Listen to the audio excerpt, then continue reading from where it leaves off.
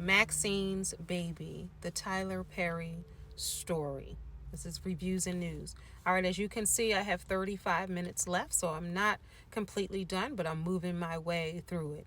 It talks about Tyler Perry's upbringing in New Orleans and the abuse that he's gone through with his dad, so many different types. He talks about his mom and how she stayed and she was there because she had no way out, because she had children, and she loved her husband. She loved his father, and he couldn't understand it. And he said he even thought that he might have been adopted, or that wasn't his biological father, because he didn't understand how someone could hate him and treat him that way and be his blood parent.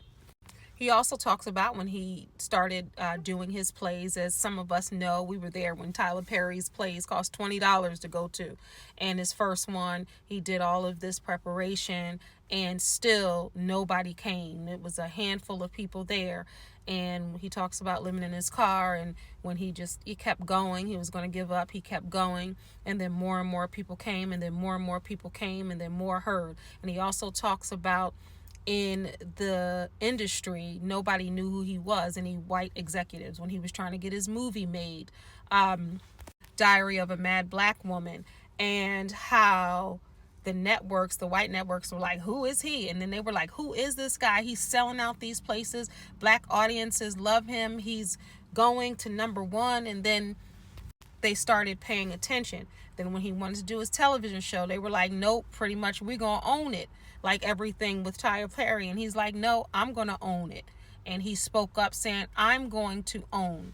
And how he did a 1090 deal, where he put up 10 episodes of House of Pain, his very first television show. And if he funded that, then a studio would give him 90 episodes, which makes it 100. And then that's how you go into syndication and make the money.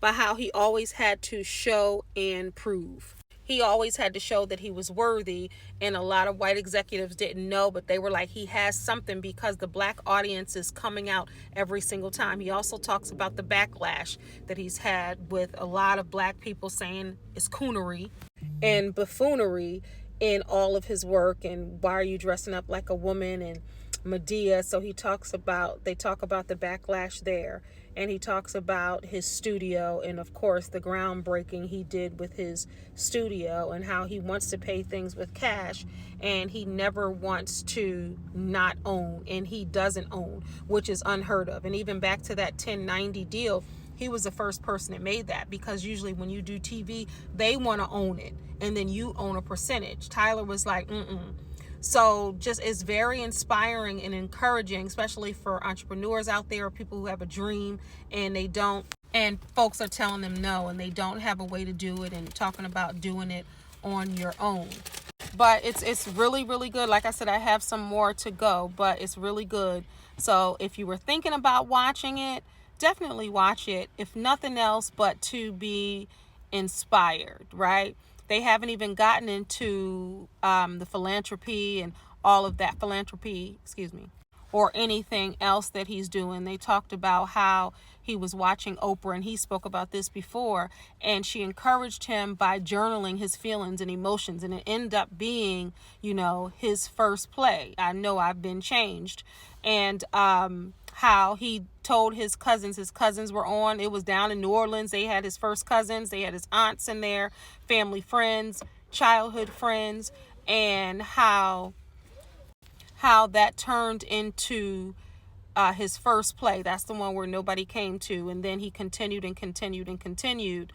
to do so. But they also talk about his pastor back in the day, Pastor Morton. I didn't realize that was his pastor back in the day when he was a teenager, and he thought he had a calling to be a preacher, and he went to seminary school, and Pastor Morton was like, that ain't it. You got another call on your life, but that ain't it, because he was up there cracking jokes and doing stuff. And to hear his voice as a teenager, it almost sounds like Medea. So, I mean, it's good so far. So if you were thinking about watching it, it's on Prime.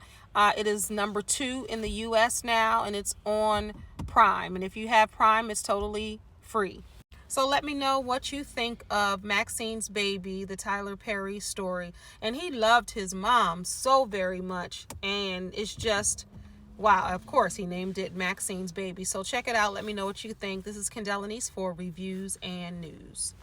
Oh, the duration of this is 115 minutes. That's the runtime for the whole documentary.